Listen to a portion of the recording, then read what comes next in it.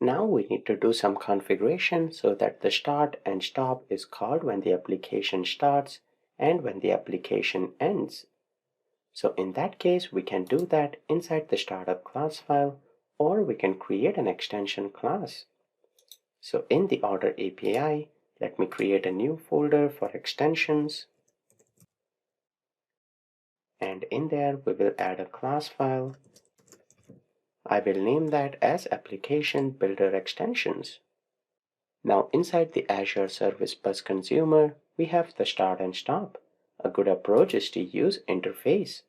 So inside the messaging, let me add an interface as well. I will call that Azure Service Bus Consumer. We will make this a public interface, and that will have just two methods, start and stop.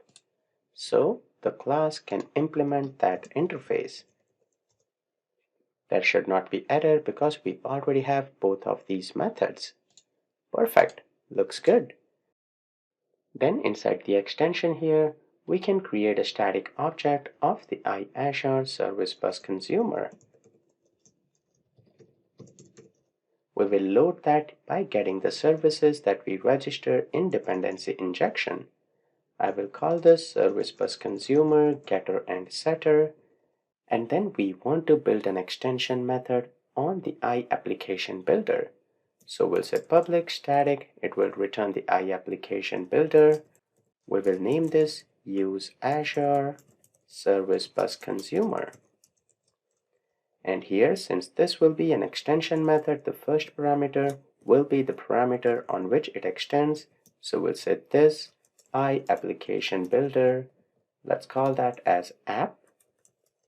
And what we want to do in there is first we want to retrieve the service bus consumer from dependency injection. So service bus consumer is equal to app.applicationservices.getService. We want to get the implementation of Azure Service Bus Consumer.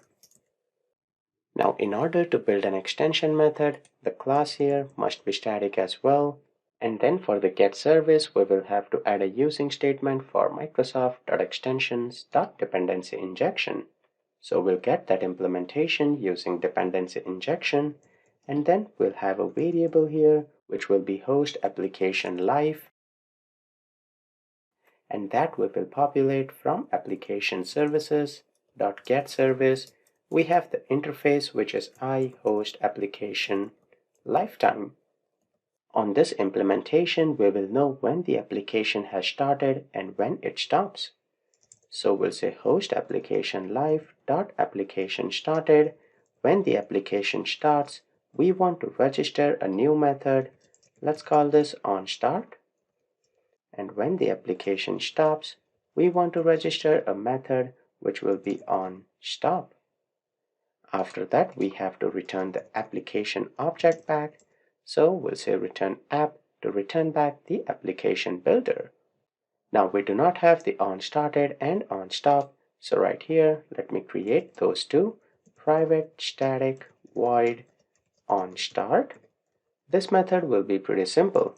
We will just call the start on the service bus consumer dot we have the start, and for the onStop we will call the same which is service bus consumer dot stop.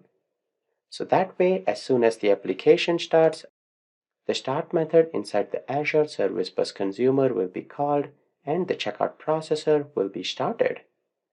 So that logic looks good. The last thing that we have to do is configure this inside the startup project and register the dependencies that we are using here. So let me open up the startup class file. Make sure you are in the order API. And we'll scroll down. We have added the singleton for order repository. After that, we need to add a singleton for the Azure Service Bus Consumer. And the implementation is in Azure Service Bus Consumer. And then on the application builder, we have to call the new extension method that we added. So we'll scroll down to the configure method here, And after the endpoint, we will say app.useAzure service bus consumer. So we are invoking that right here. So perfect. We have done quite a few configuration.